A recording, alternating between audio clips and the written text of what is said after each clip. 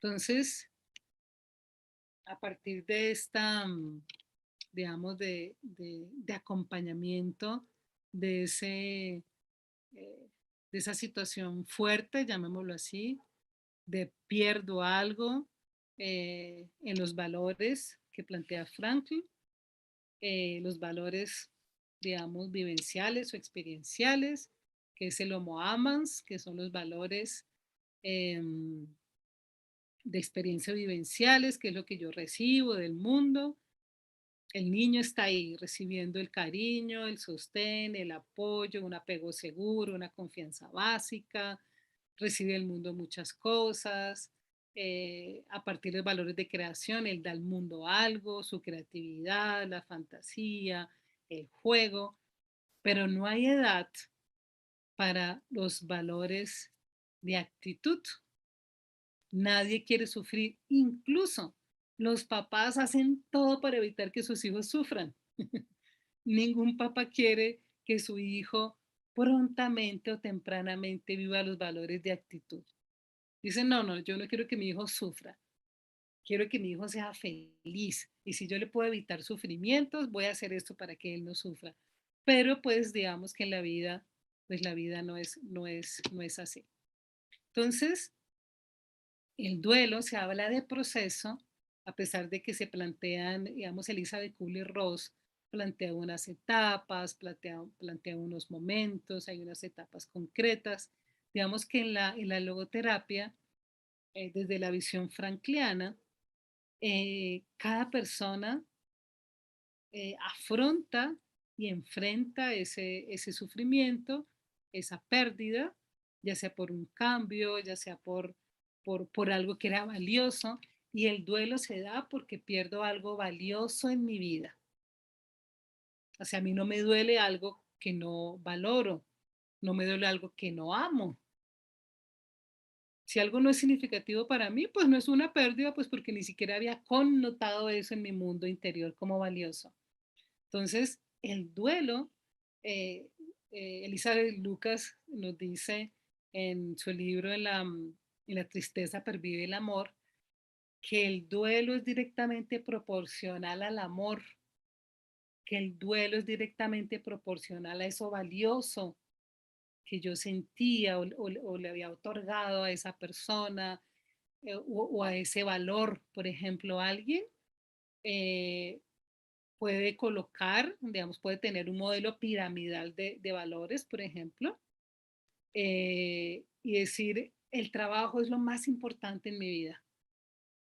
Y resulta que ahora con la pandemia, la empresa quebró y echaron a todos los empleados o cortaron personal. Y resulta que toda la vida estaba en torno al trabajo. Entonces hay una pérdida, se cae el mundo. ¿Y ahora qué hago? Esa pérdida, ese proceso de duelo, implica también reconocer cuál es esa jerarquía de los valores. Ustedes recuerdan que Víctor Frankl toma, digamos, como referente a Max Scheler para trabajar los valores. Max Scheler tiene otro modelo de valores, pero Víctor Frank hace su propio modelo de valores, de creación, de experiencia y de actitud. Pero digamos lo que retoma Frankl de Max Scheler es que no podemos vivir sin valorar, sin hacer una jerarquía interna, que es importante para mí. Yo, según mi experiencia y mi vivencia, siendo algo valioso, yo coloco esto por encima de esto, sin que esto sea más o menos importante. Por eso los procesos de duelo son personales. Cada uno le duele algo diferente. Cada uno tiene su tiempo y su momento. Entonces uno escucha, por ejemplo, vamos a ver aquí cuáles son como algunas creencias o mitos respecto, digamos, a lo que sienten o no los niños. Los procesos de duelo en la infancia son diferentes a los del adulto eh, en la forma de manifestación y de expresión, pero se habla de proceso porque son momentos personales donde uno no puede juzgar por qué te demoras tanto haciendo ese duelo. Incluso a veces los adultos eh, o minimizan o maximizan una pérdida o le quitan importancia a la pérdida, por ejemplo, que un niño perdió algo valioso. Por ejemplo, por decir algo, este objeto transicional, digamos que puede ser el conejo, para un niño puede ser algo súper importante porque representa, por ejemplo, algo que le regaló la abuela. Entonces, cuando pierde su conejo porque lo dejó en la ruta del bus o lo dejó en un centro comercial y se le olvidó encima de la mesa, pues el papá le puede decir, ay, pero qué cosa tan tonta, si realmente es simplemente un muñeco. Pues resulta que no, para ese niño que se le perdió su conejo, que representaba algo afectivo, entonces a veces para un adulto puede ser, ay, qué bobada, pero ¿por qué llora? No llore por esa bobada. Pero para ese niño, ese pedacito de abuela representado en ese muñeco que lo acompañaba a dormir, que cuando se sentía inseguro, cuando se sentía mal, abrazaba al conejito, era una forma de abrazar a la abuela que ya no está, hay un vacío. Entonces un papá puede decir, ah, mira, te compré un conejito igual. No es lo mismo. Entonces el duelo es el valor que yo coloco tanto a las personas como a las cosas, digamos, cosas en el sentido de incluso, por ejemplo, eh, algo como, digamos, una casa, alguien puede decir, no, uno no se debe apegar a lo material, pero, por ejemplo, una familia que, por decir algo, tuvo problemas económicos y no tuvo la posibilidad de pagar las cuotas de la casa y pierde la casa. Alguien puede decir, ah, pero es material. No, es la pérdida ya sea de un valor, de algo valioso en la vida, de una persona e incluso a veces de una cosa patas arriba de la vida de la persona. Es decir, todo duelo te confronta contigo mismo. Todo duelo es autoconocimiento, porque ahí tú encuentras qué hay dentro de mí. Incluso a veces en duelos tú puedes decir, ay, yo no pensé que esto era tan importante para mí. O incluso, no pensaba que esa persona era tan importante. O al contrario, oiga, no me duele. Yo pensé que me iba a doler más esta pérdida. Pues te confronta con lo más íntimo de tu ser y ahí no manda nadie. Nadie manda ahí, solamente tú mandas ahí, en el sentido de tus emociones, de tus sentimientos. En ese sentido, el duelo pasa por todas las dimensiones, biológica, física, psicológica y existencial espiritual. El duelo es vivido en todas las dimensiones. Entonces vamos a tener esa mirada en el duelo. Cuando acompañemos un duelo, por ejemplo, algunas personas, esa vivencia del duelo les da más duro en la parte biológica. Se enferman, no duermen, no comen, su cuerpo se transforma, algunos realmente no solamente somatizan, realmente se enferman. Otros, al contrario, físicamente están bien, siguen haciendo sus cosas, pero psicológicamente su mente no para de pensar, de rumiar, de imaginar muchos sentimientos, emociones muy fuertes y van adentro. Y en lo existencial, porque te cambia la vida. En lo espiritual, porque te confronta con tus estrategias de afrontamiento. Entonces, en ese sentido, en la logoterapia, digamos que Víctor Frankl, imagínense cuántos duelos no vivió Víctor Frankl, cuántas pérdidas fuertes, significativas tuvo que afrontar, y no solamente por el campo de concentración.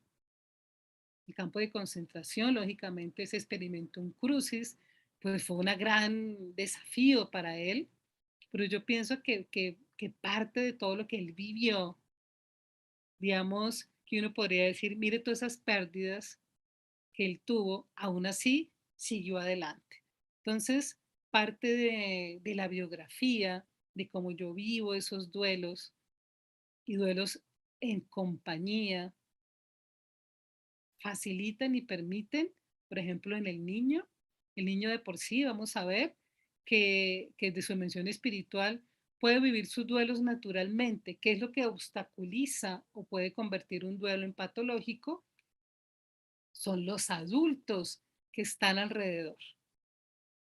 Son los adultos que de alguna forma eh, encuentran algún tipo de bloqueo o de dificultad en su duelo, y pues el niño hace parte de un sistema, o sea, el niño no puede abstraerse de lo que ocurre alrededor.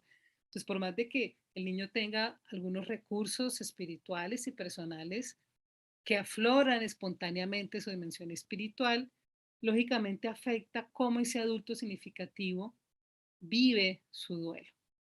Entonces aquí, por ejemplo, yo pensaba, me imaginaba este niño que es Víctor Frankl, si le hubieran dicho, mira, vas a tener todas estas pérdidas en tu vida, eh, ¿las vivirías? Víctor Frank diría sí.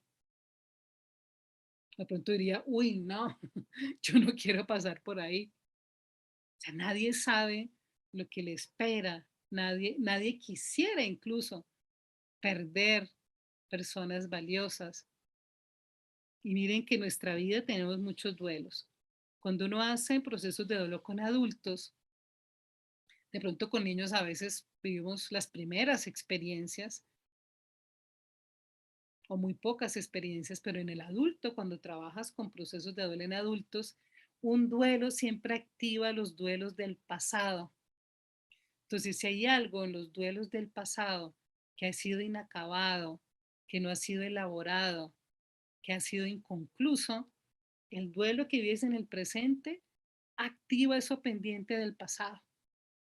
Entonces, sí o sí, si tú tienes la oportunidad de lograr un proceso de duelo en el presente y te das cuenta que hay cosas del pasado que están pendientes, pues uno aprovecha un duelo presente para sanar esas heridas o eso que no realicé o eso que quedó abierto de procesos de duelo antiguos. Incluso he trabajado con adultos en procesos de duelos pendientes de la infancia y la adolescencia, que a partir de una situación particular se activan esos dolores antiguos y dice, oiga, yo tengo esto pendiente y no sabía.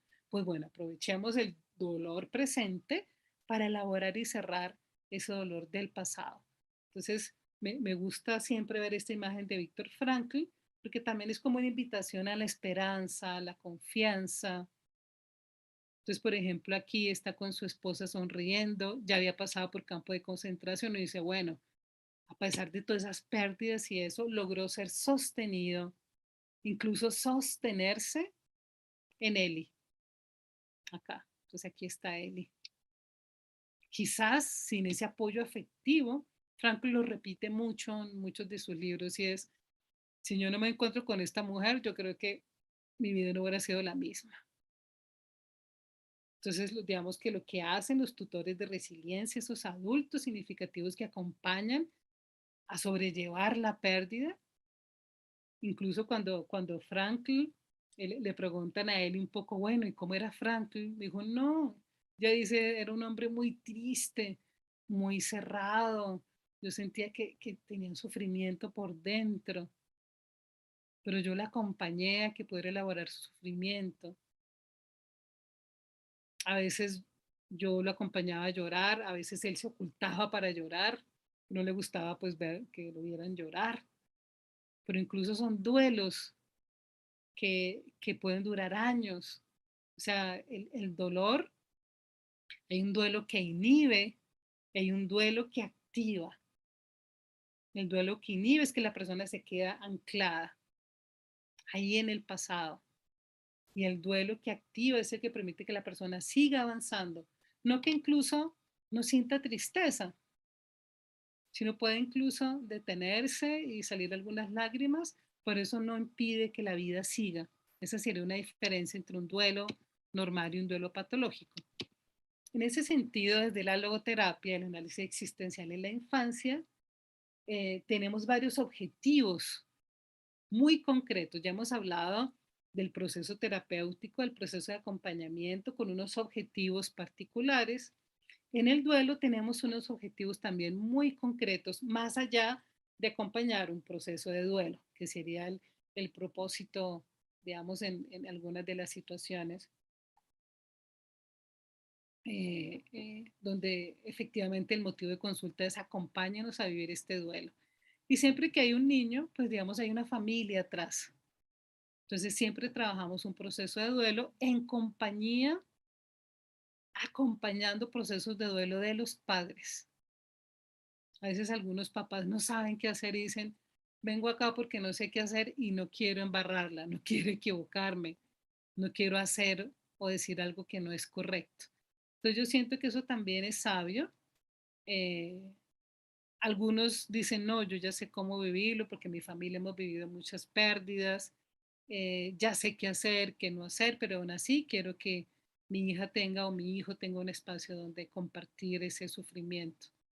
Quiero saber que mi hijo o mi hija está bien. Entonces, primer objetivo, acompañar a descubrir fenomenológicamente cómo vivencia ese niño su primer duelo, si es su primer duelo, o duelos si ya ha vivido otros. Es decir, cómo estoy viviendo mi duelo. Esa autoconciencia es fundamental. Y nosotros somos testigos de la existencia. Es algo muy profundo, es algo muy humano. ¿Cómo eh, podemos acompañar a un niño que es su primera pérdida en la vida? Imagínense eso es algo que también implica respeto, compromiso, aceptación. Y muchas veces estos niños dicen, bueno, no sé qué hacer, siento esto, esto es normal, o mira, a mí me pasa esto, o yo estoy haciendo esto, mi mamá se acerca y me dice que por qué hago esto y me siento mal. Eso está mal.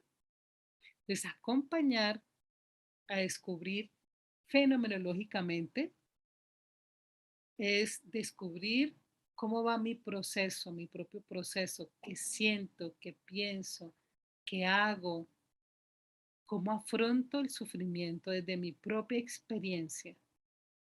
Y esto es, digamos, este acompañamiento, por eso se hace con respeto, se hace con, llamémoslo así, como con toda la disposición y la apertura, incluso a veces, muchas veces, como todo proceso de duelo, a veces no hay palabras, uno da el espacio también para que el niño pueda vivir el duelo y uno acompañe esa vivencia del duelo. Y pues, como les decía, en compañía de los padres. Es inevitable, pues si llega un niño a consulta por un duelo, alguno de los adultos que está conviviendo, compartiendo con el niño, muy posiblemente también está viviendo su duelo. Entonces uno hace un acompañamiento, digamos, a la par, junto con ese adulto o los adultos que también están viviendo ese duelo.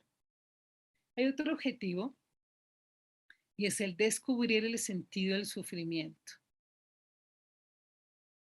Listo, sufro. Ya sé que los seres humanos sufren y ya lo estoy viviendo en mi propio pellejo. Ya no es porque veo a otros, sino, ay, sí, hay pérdidas que duelen. La estoy viviendo. ¿Y como para qué? ¿Qué hace uno con el sufrimiento de uno mismo? ¿A dónde va el sufrimiento? ¿A dónde va todo eso que me está pasando? ¿Qué hago con eso? ¿Sirve de algo? ¿Es importante para mí? ¿O simplemente eso se va y se pierde? Bueno, entonces aquí se enlaza esa primera confrontación existencial respecto a qué hago con mi sufrimiento. Y ahí viene entonces, algunos llaman a esto la maduración no ética. ¿Recuerdan cuando veíamos a Claudio García Pintos? Bueno, cuando el niño afronta esas situaciones de sufrimiento, ya no es el mismo. Entonces hay como un crecimiento personal, porque hay una vivencia, hay una experiencia profunda, significativa, que hace que yo mude, que yo cambie algo internamente, que ya no vea la vida de la misma forma, cambia esa perspectiva. Entonces hay una realidad que ocurre para todos la misma, que sería lo óntico. Perdimos algo. Entonces, un ejemplo, murió la abuela. Entonces, en este caso, como nieto, yo poniendo en lugar del niño, perdí a mi abuela. Mi mamá perdió a su mamá. Y mi abuelo perdió a su esposa. Entonces, cada uno en su lugar, en esa pérdida, afronta ese sufrimiento y mudamos, cambiamos como familia. La vida ya no es la misma. Dependiendo de cómo elaboramos esa pérdida, crecemos como familia. Siempre hay una pequeña crisis necesaria porque hay un cambio en cosas. Cada pérdida, ya sea material, existencial o personal, una persona valiosa, implica, cambia mi mundo. Mi mundo estaba así, andando, y ahora resulta que ya no.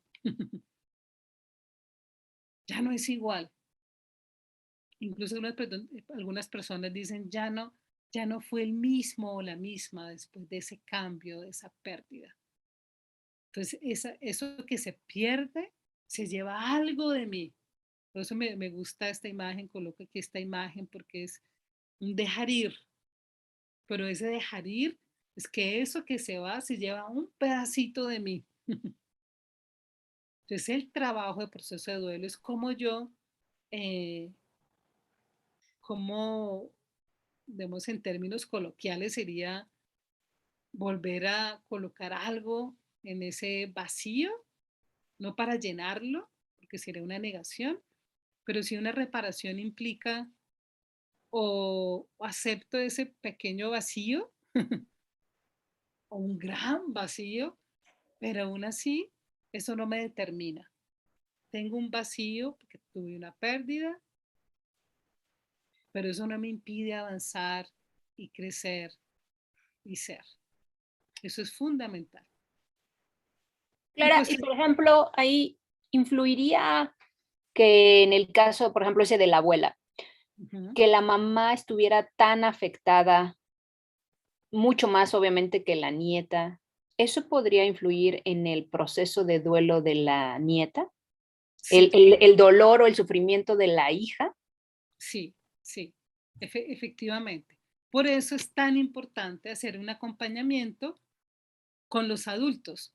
Porque, por ejemplo, a veces ocurre que la niña o el niño está bien, incluso hace su propio proceso de comunicación en la trascendencia con esa abuela, porque el niño tiene recursos espirituales. Entonces, por ejemplo, el niño puede naturalmente, esta mamá, por ejemplo, encontrar a su hija hablando en voz alta sola con la abuela, muerta. ¿Qué estás haciendo? Charlando con mi abuela. ¿Cómo así? ¿La estás viendo? Sí.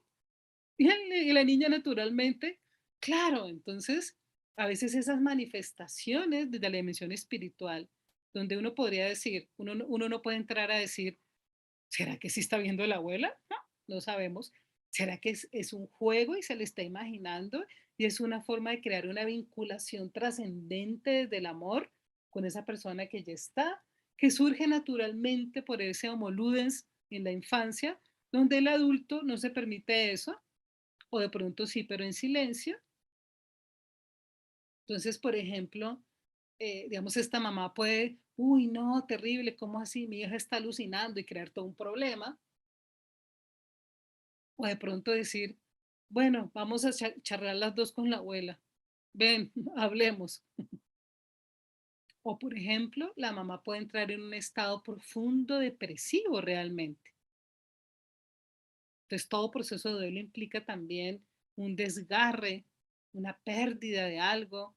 Entonces, la persona se le cambia toda la vida. Entonces, ay, no, pero como voy a trabajar, no me quiero levantar, no quiero cocinar. Entonces, puede que este adulto, dependiendo de, viva un proceso de duelo un poco más profundo. Por eso es tan importante la red de apoyo. Otros Te lo digo familiares. porque, por ejemplo, con los niños con cáncer, cuando fallece alguno de ellos, la Ujú, mamá, pues obviamente queda muy mal y los hermanos del niño, del paciente que falleció, pues de repente, pues se quedan hasta a veces huérfanos porque la mamá o el papá están tan afectados o deprimidos que ni siquiera se acuerdan que tienen otro hijo o otros hijos. Ujú. Por eso es tan importante esos tutores de resiliencia de estos adultos, donde yo tengo todo el derecho, lógicamente, de vivir mi duelo, pero también tengo el derecho de decir, mire, tengo otros hijos, por eso me valgo de otros familiares, de otros tutores de resiliencia que acompañen este profesor, el terapeuta, un primo, una tía. Claro, todos están viviendo un duelo, pero depende de esa cercanía, unos afecta más que otros. Entonces, la red de apoyo implica un acompañamiento, implica, bueno, ¿qué vamos a hacer? Hay una pérdida real, de por vida, porque se va a recordar toda la vida. Incluso muchas veces la pérdida del hijo hace que se quiebre el matrimonio. Entonces, si la relación no es sólida, a veces pasa que después de la muerte de un hijo hay divorcios. Entonces, otro duelo, porque evidencia también qué tan fuerte está la relación, qué tan fuerte estaba esa alianza, digamos, como padres. Entonces, a veces, lastimosamente, la muerte de ese hijo lo que hace es evidenciar incluso una crisis de pareja o la pareja no alcanza a elaborar ese duelo y un duelo mal elaborado hace que haya una ruptura de esa pareja. Entonces, a veces es más caótico porque entonces hay otro duelo unido al duelo anterior.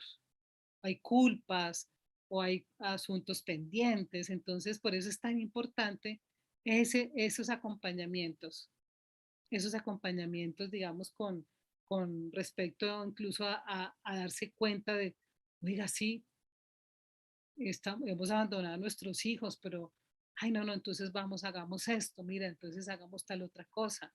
Entonces también esa alianza, ese acompañar al otro en el duelo, hay espacios individuales del duelo, donde cada persona vive su espacio individual, pero hay espacios colectivos de acompañamiento en el duelo. Entonces, lo crítico es cuando cada uno vive su proceso y no le importa al otro qué le pasa o se desconecta totalmente, una ausencia empática del sufrimiento del otro, donde yo estoy viendo mi sufrimiento y a mí no me moleste. Ella sabe que estoy sufriendo, pues sí, pero yo también. Entonces, la clave de un duelo en familia, precisamente con una pérdida tan fuerte, es respetamos los tiempos de cada uno, pero habrá momentos simbólicos y momentos de encuentro desde el sufrimiento. Entonces ahí también vienen pautas de crianza. Entonces, por ejemplo, no, nosotros nunca hablamos de eso. Algunas familias dicen, no, prohibido hablar de eso. Nadie habla de eso, nadie nombra. Guarden las fotos, guarden los recuerdos. Entonces, a veces depende de esa jerarquía de poder. Si hay una figura muy significativa, obliga a otros a hacer unas formas que no están de acuerdo. Entonces, por eso a veces aparecemos nosotros para orientar y evitar o al menos disminuir las posibilidades de un duelo patológico. Entonces, hay algunas directrices de cómo descubrir ese sentido del sufrimiento. A veces muchas familias se unen más a partir de una pérdida. Otras resignifican y cambian completamente su vida. Esa sería una forma de encontrar sentido en el sufrimiento. Encontramos en casos de Víctor Frankl, en donde, por ejemplo, a partir de esa pérdida, se abre un espacio significativo en lo social o lo comunitario. Entonces, digamos, algunos padres, por ejemplo, aquí hubo un accidente muy fuerte de un bus escolar donde murieron muchos niños y estos padres se unieron en una asociación, hicieron una organización para ayudar a padres que han perdido a sus hijos y eso fue una forma de sanar. Entonces, acompaña a otros padres con este grupo de apoyo que han perdido a su hijo. Es una forma de encontrar sentido al sufrimiento. Otros no les gusta lo social ni lo comunitario, no, entonces orientaron ese sentido de sufrimiento por otro lado, por la pareja, por la familia, por el trabajo, por lo espiritual. Y es clave entonces cómo acompañamos a esta familia a encontrar ese sentido del sufrimiento. Y no es fácil, porque tú no puedes decir, ah, bueno, tienes que hacer esto. No, es un camino de descubrimiento. Por eso es descubrir el sentido particular para ese niño y para esa familia de ese sufrimiento particular. Y como todos son duelos diferentes, pues por ejemplo dice, ay, pero este va en este proceso y este en otro. Entonces a veces el otro se une a este otro que va más avanzado, o este dice, oiga, no, yo como que a mí me sigue doliendo porque los otros no, que insensibles. No, no son insensibles.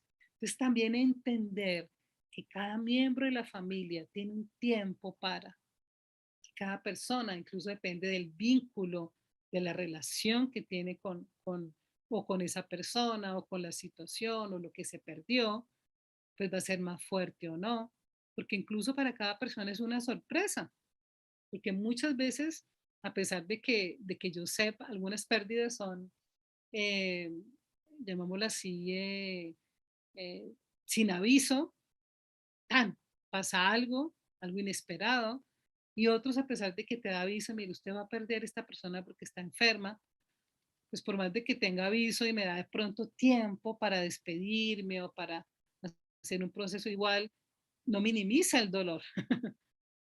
Quizás te prepara un poco más y te hace más consciente. Entonces, digamos, en el caso del cáncer, por ejemplo, bueno, no es lo mismo que el padre o la persona muere en un accidente de una muerte, y uno dice, pero ¿qué pasó? Pero es que se fue esta mañana y no volvió. A decir, bueno, hay un tiempo de despedida, hay un tiempo de elaboración, podemos tomar decisiones. A veces, incluso sabiendo eso, muchas veces no se hace lo que hay que hacer por miedo, temor a expresar lo que se siente y lo que se piensa. Es muy complicado, es muy complicado.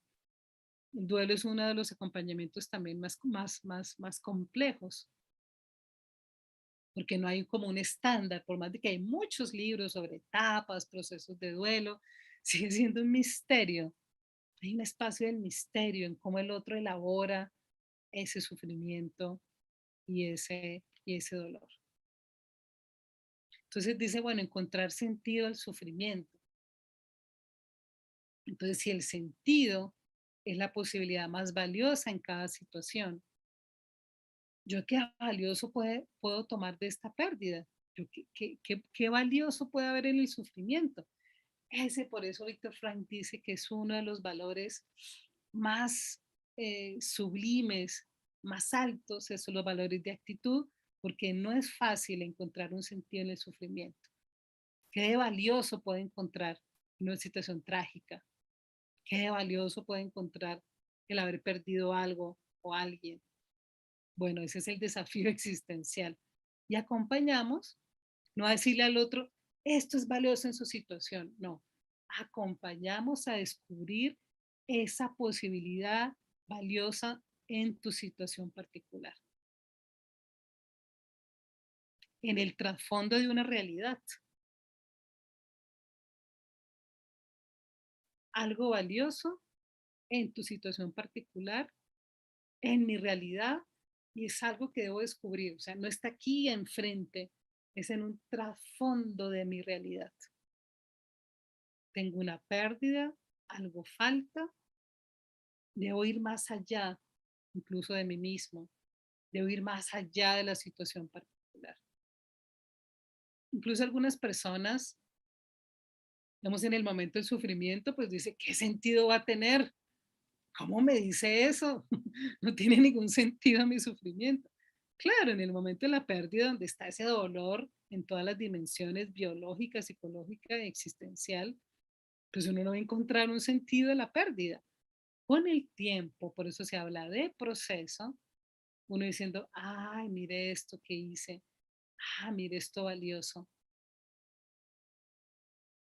ah, tal situación ocurrió, apareció esta persona y me ayudó con esto, mira lo que logramos como familia, mira lo que nos faltó. Entonces lo valioso fue descubrir que nuestra familia estaba un poco escindida, dividida, y lo que hizo la muerte de esta persona fue unirnos.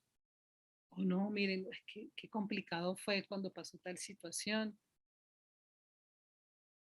Y eso nos permitió darnos cuenta que necesitamos unirnos más porque estábamos eh, cada uno por su lado, o al contrario, decir, uy, no, esto fue tan fuerte que nos dividimos, de nuevo unámonos. Es decir, cada familia, cada niño, cada padre encuentra en el transcurso del tiempo unos sentidos. Es decir, el duelo, digamos, es un continuum del sentido. Incluso después de años de una pérdida, uno puede seguir descubriendo el sentido de esa pérdida. Es algo muy misterioso. Incluso alguien puede decir, uy, no, llevo tantos años donde yo encontraba esa pérdida sin sentido y ahora ya descubrí. Como es un camino particular y propio de cada uno, pues no sabemos realmente lo que el otro descubre o no y en qué tiempo. Esa dimensión espiritual es atemporal, es espacial y alguien puede decir, uy, es después de muchos años que logré hacer este proceso personal con esta pérdida o ese dolor que llevaba así como que estaba trancado, lo logré soltar por algo que me pasó con esta persona o porque tuve un encuentro con tal persona o porque hice tal proceso espiritual y eso sanó.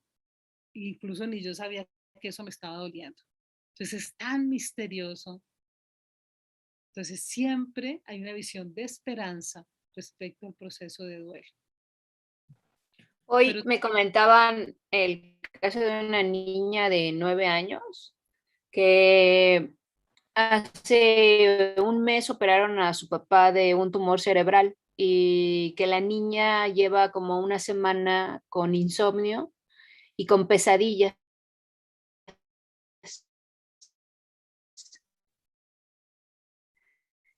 Y entonces uno de los papás se tiene que pasar a dormir con ella y que le preguntan qué tiene, qué le pasa, le ha dicho, le ha tocado, todo, o sea, han tratado, probablemente se quedó con esta parte, o a lo mejor el vínculo con el papá es tan grande que a lo mejor lo vio cercano a la muerte o no sé, las fantasías de la niña de 9 años, ¿no? Entonces, pues sí habría que ver qué pasa, pero como decías, en la parte biológica, cómo se ve en las pesadillas y se ve en el insomnio, ¿no?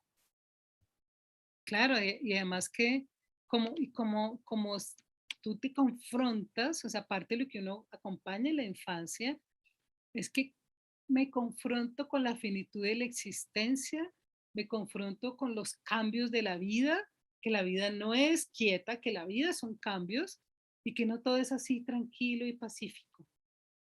Entonces también existencialmente el niño y su familia dice, hace conciencia de, pues por ejemplo en esta pandemia, sí o sí los niños hicieron conciencia de la muerte, hicieron conciencia de los cambios, hicieron conciencia, más conciencia de la vida.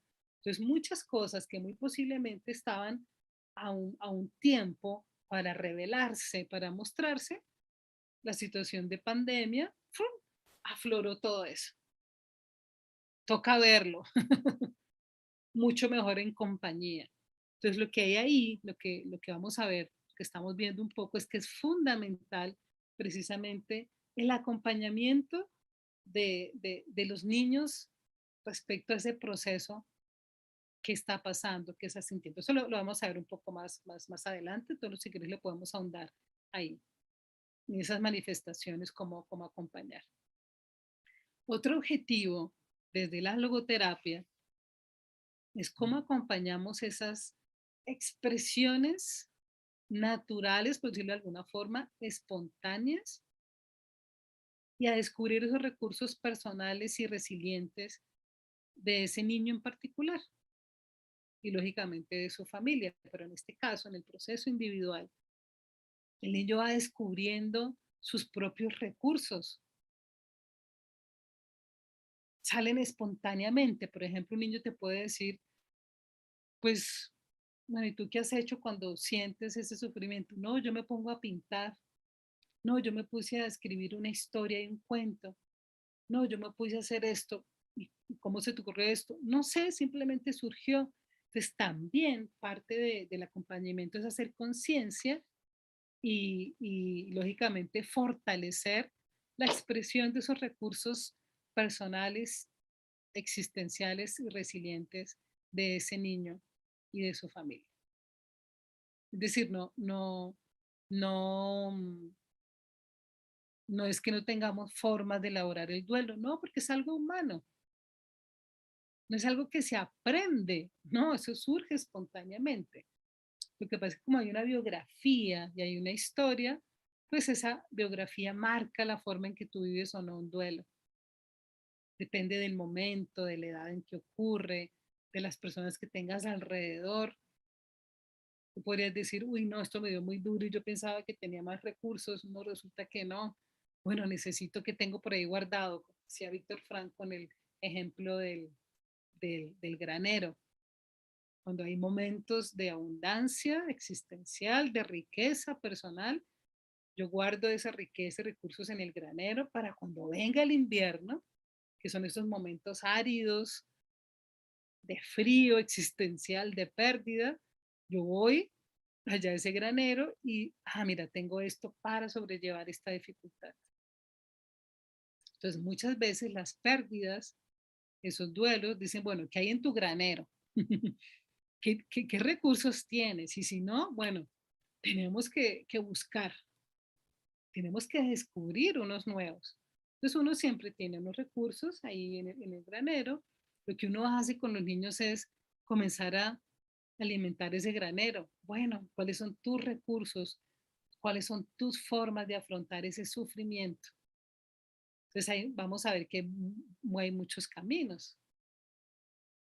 El existencial, que sí o sí necesitamos ser acompañados. Que en soledad vivir un duelo es mucho más complejo y más fuerte existencialmente hablando. Entonces, la presencia de un otro que acompañe el proceso de duelo, esa presencia es fundamental. Esos recursos personales se pueden expresar en el arte. El arte es una gran vía de acompañamiento de un dolor. Por eso se habla de pintar, de cartas, de escribir, de la música, de canciones. Los rituales tienen muchos símbolos en ese sentido desde el arte, porque son un camino para elaboración de lo emocional. Y pues el niño tiene todo eso a flor de piel.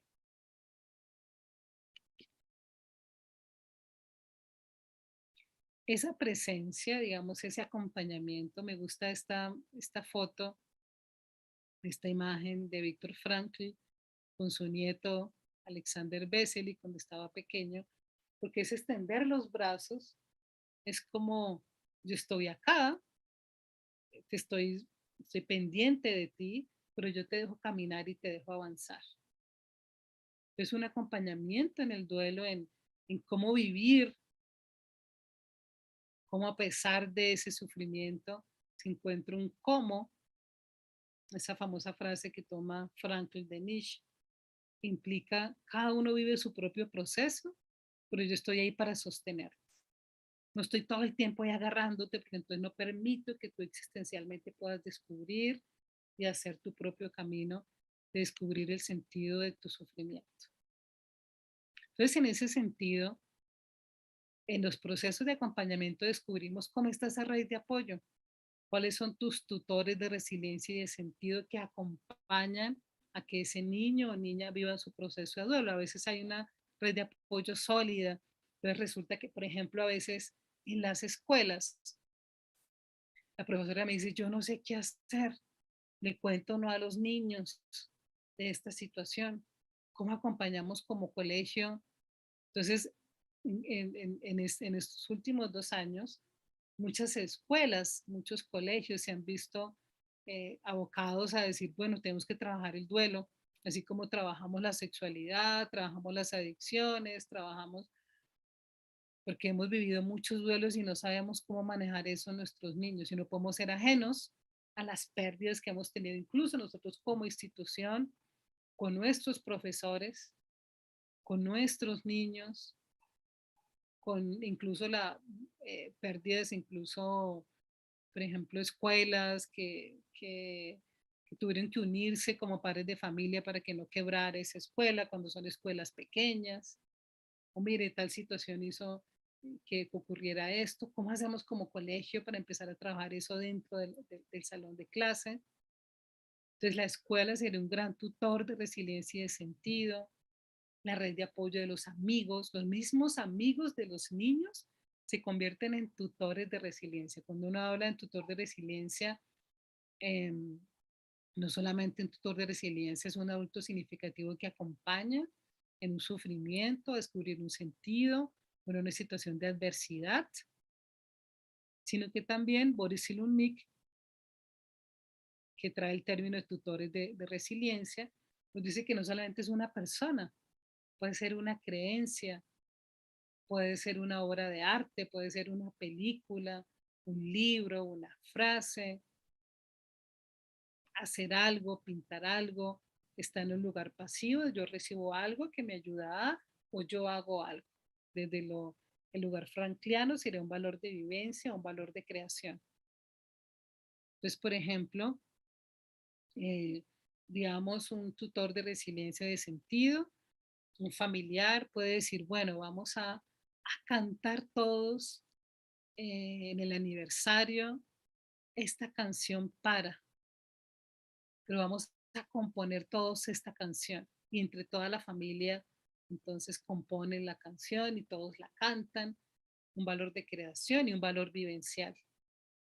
Y eso ayuda un poco a ir transformando los sentimientos y avanzar en el proceso de duelo, dando un ejemplo. Pero es fundamental esa compañía. Entonces, hacemos lo que hacemos como terapeutas es identificar qué tal está esa red de apoyo. Está fuerte, está débil, hay que fortalecerla.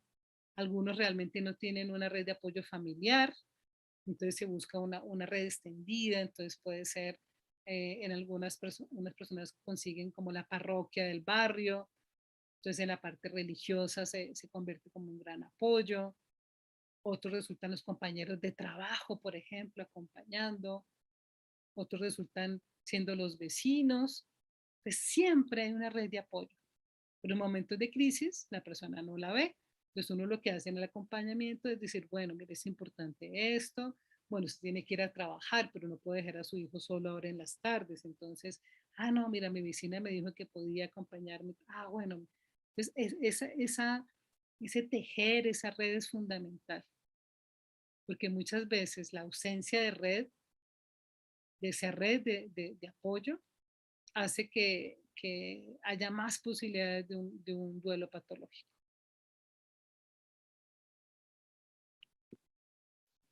Otro objetivo entonces, en ese proceso de duelo de la logoterapia, sería identificar cómo vivencia el niño ese proceso de duelo en todas las dimensiones, es decir, lo ontológico. Lo óntico es, hay una muerte, hay una pérdida, hay un cambio, hay un divorcio, hay una separación.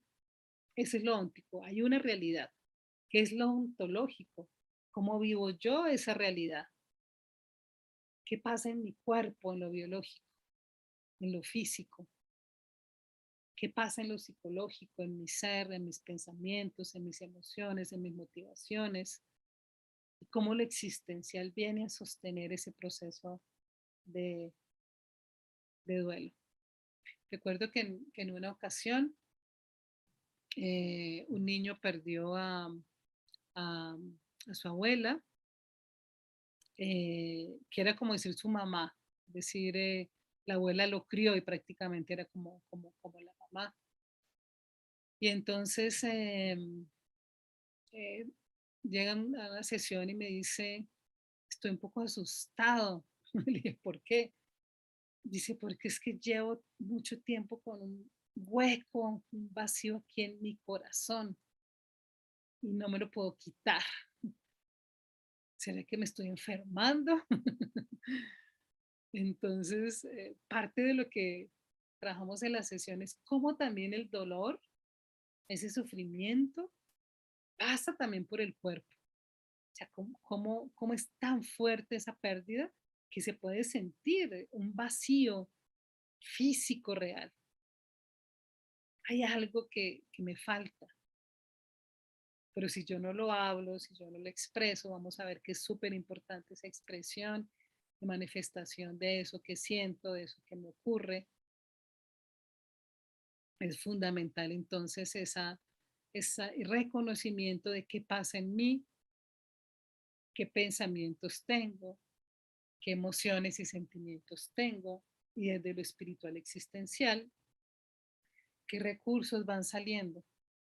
Entonces, por ejemplo, en este niño era un niño muy curioso, le gustaba leer, investigar, y entonces en una de las sesiones siguientes dice, estuve viendo la diferencia de cómo cada cultura vive diferente una muerte.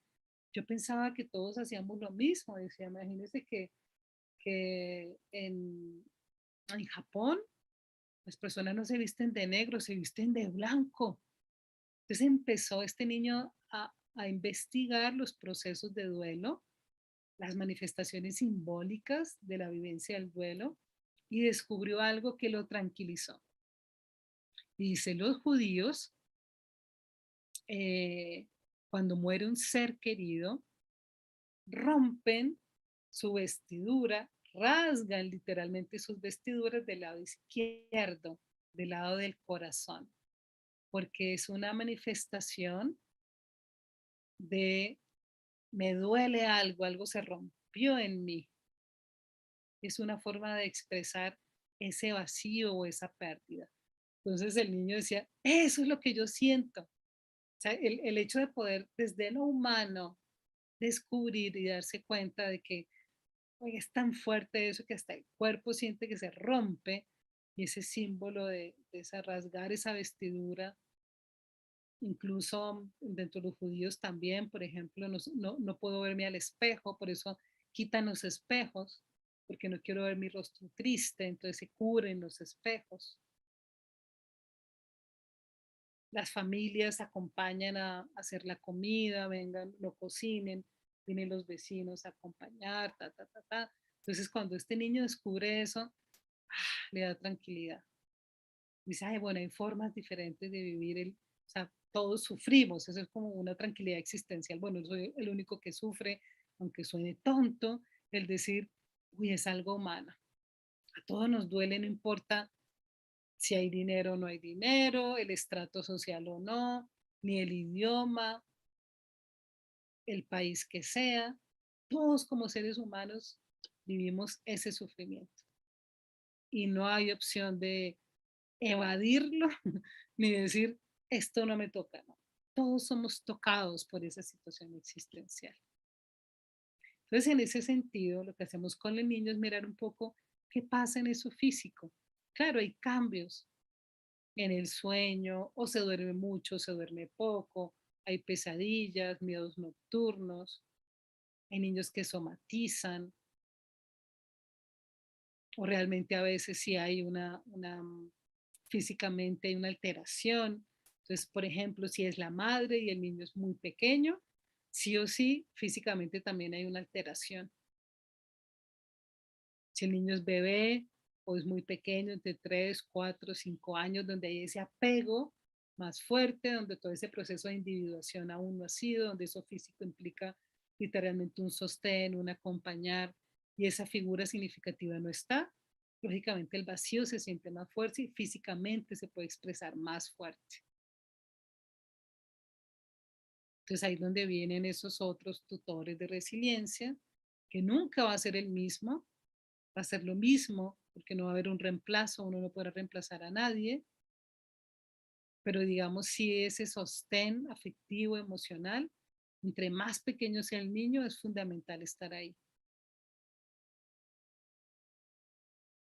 El no abandono, porque muchas veces, por ejemplo, la pérdida, ya sea por muerte o por algo, un cambio significativo, implica perder algo, implica yo me caigo existencialmente y necesito ser sostenido de nuevo.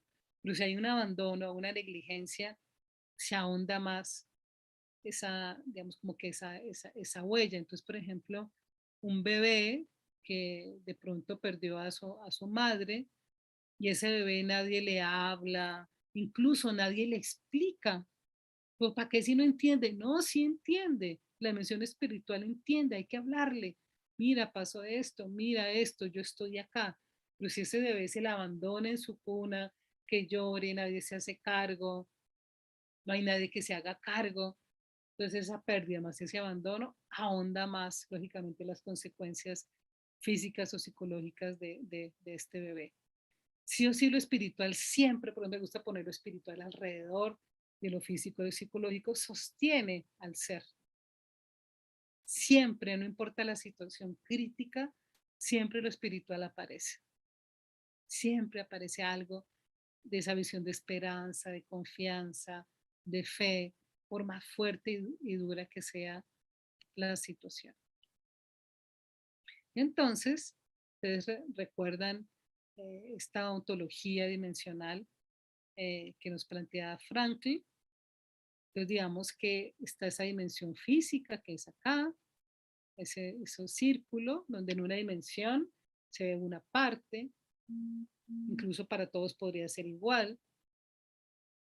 Esta dimensión psicológica, nosotros el duelo pasa por todas las dimensiones.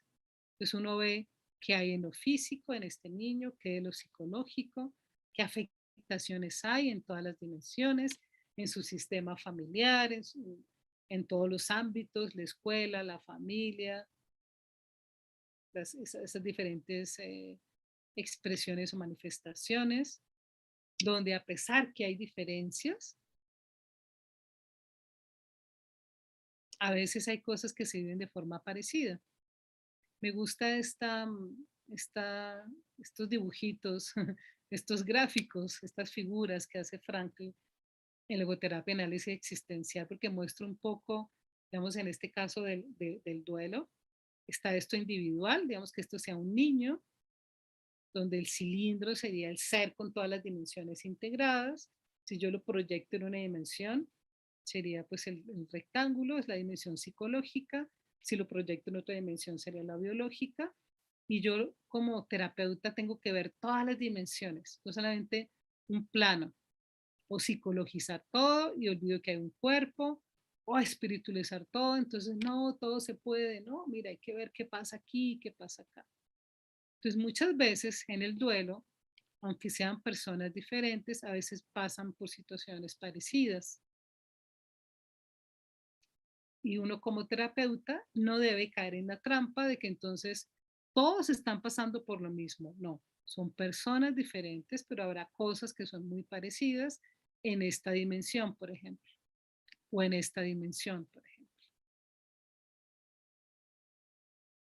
Entonces parte de nuestra mirada tiene que ser amplia, viendo todas las dimensiones, haciendo esa valoración que hablábamos cuando hablábamos del proceso de intervención. Parte de ese trabajo sería qué pasa en el duelo en todas las dimensiones. Cómo afecta a este niño, cómo afecta a la familia. Y hay que dar atención oportuna a qué pasa en cada uno. Pues como cada uno es diferente, a cada uno le afectará de forma diferente. Más en una dimensión que en otra, pero siempre lo espiritual está ahí. Eso es parte de, esa, de ese plus que tenemos como seres humanos. Lo espiritual siempre se manifiesta, por más difícil que sea la situación. Siempre hay algo que, que moviliza. Y vamos a cerrar entonces esta primera parte de los propósitos y lo importante que es el acompañamiento de la logoterapia con este cuento que hemos leído en alguna ocasión, pero me gusta traerlo porque es esa visión de lo espiritual. En cada persona hay ese fueguito, un fuego interior que a veces con el duelo baja un poco esa llama. A veces en algunos niños, en vez de expresarse en forma de tristeza o o de desmotivación o de bajar esa llamita, a veces algunos niños manifiestan al contrario rabia o hiperactividad o agresividad.